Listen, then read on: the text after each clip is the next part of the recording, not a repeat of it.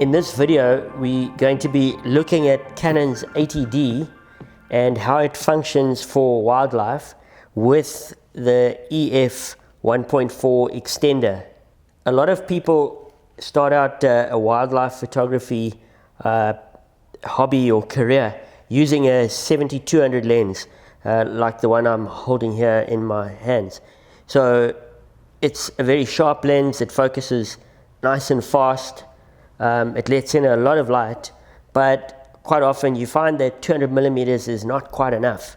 So even though I'm using it on the 80D, which has a crop sensor and a very high resolution, 24 megapixels, there's still a lot of subjects that are too small to show up at any decent size in the frame.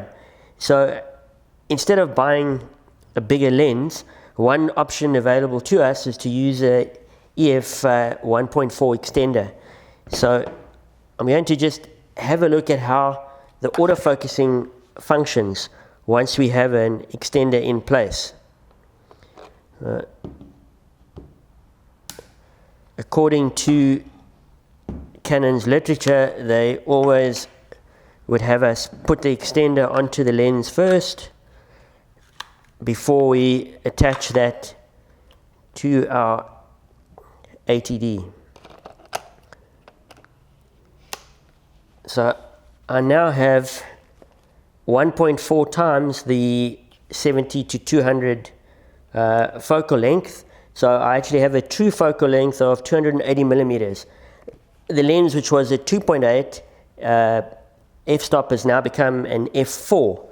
And what I'm interested in is just to see with the 80D which focus points are still available to me. And so if I have a look through the viewfinder and I've got 4 different focus mode groupings. If I use a single point or any of the other 3, I have all the focus points available. So f4 lens, all 45 focus points are available.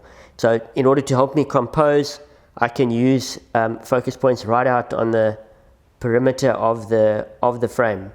So that's a kind of to be expected. We're now going to take a look at another lens that's popular for Canon wildlife shooters.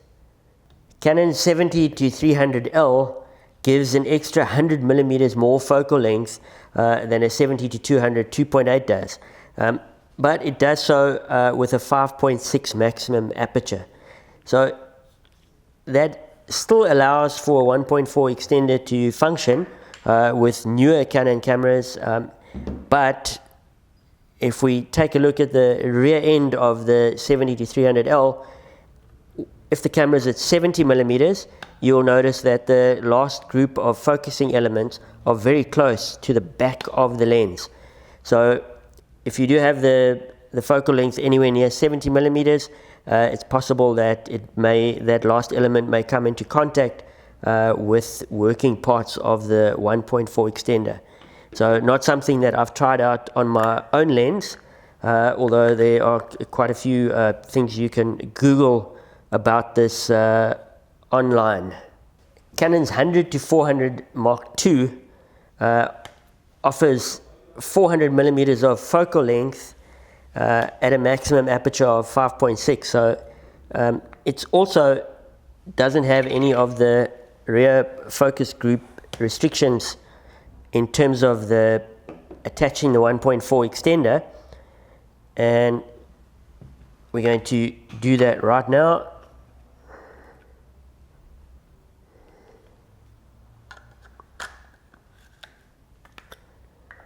We're also going to put the 80D onto the back of this combination.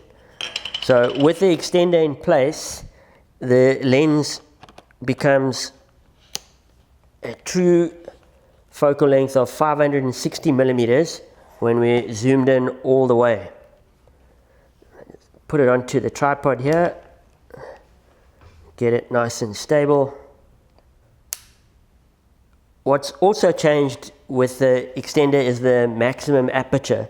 So you can see on the back screen here, if I'm at 400 millimeters, the maximum aperture setting is f8. So on previous Canon camera bodies in the 80D's range, and also the 7D Mark II, they were not as enabled as the 80D is in working with autofocus and an f8 aperture. So the 7D Mark II will autofocus this combination of the 100-400 IS2, the 1.4 Mark III extender, but it will do so with only the center point available. In contrast, the 80D has still got coverage of both sides of the frame and some vertical coverage. So you can have a look there, and there are 27 points enabled. So that is a lot more helpful when I'm trying to compose on one side of the frame or the other, or any place away from the middle. Using the 100-400 like this with the 80D also means that we have access to some of the multiple focus point groupings, which might be useful for tracking. So AF zone still works, and so does the auto selection autofocus, although it's working with 3 groups of 9, 27 points to choose from, as opposed to 45, which is still pretty useful. So in real world use, I've found that this combination can give me quite sharp shots, but I do prefer using it when the light is quite good. Obviously with an f8 maximum aperture, you need a fair amount of light, but it's a nice sort of economical way to get out to 560 millimeters. I've got Canon's 400 f4 Mark II in the hand here, and I'm going to attach the 1.4 extender to this lens. That's going to give me a 560 millimeter 5.6 combination, which is not really any more magnification than I had with a 100-400, but the difference is the amount of light that the combination lets in.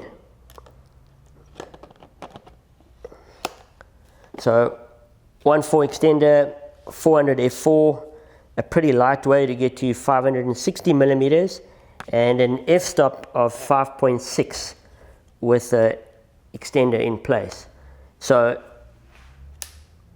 the 80D's got autofocus that will give full functionality, so all 45 points are available when we are using the 400DO with the 1.4 extender. So still a lot of light that it's letting in, and quite a light and fast focusing sort of a combination. I've got Canon's 500 f4 here, which is a good example of a slightly longer telephoto lens. Again, another 100 millimeters longer than the 100-400, and 100 millimeters longer than the 400 f4. So sometimes this can be enough focal length for wildlife and for birds, but there are other times where I find small subjects, things like hummingbirds perhaps, or sunbirds, kingfishers, where I may actually need to have even more focal length. So at those times I will attach the 1.4 extender to this lens and putting the 80D on the back gives me a combination that has 700 millimeters of true focal length, as well as 24 megapixels of fine resolution. So we're going to just take this combination, lock it down on our tripod, and we've now got 700 millimeters of magnification, but we've also got all our focus points available and all 4 different focus groupings are available for me to use. So I can just show you on the back screen there, if I want to use a focus point out on the far right, far left, those are available. So all 45 points available, 5.6 maximum aperture, so when it comes to light gathering, still pretty good. And aside from the extra 100 millimeters of native reach advantage this offers over the 100 to 400 and the 400 DO, it also holds a low light advantage over the 100 to 400. If you've been thinking about getting yourself an 80D or a 1.4 extender, hopefully the video that we've just done and the lenses that we've looked at and chatted about will help you to get closer, because there's nothing like getting closer to get better wildlife photographs. Subscribe to this channel if you want to keep getting videos about Canon gear from a wildlife photographer's perspective.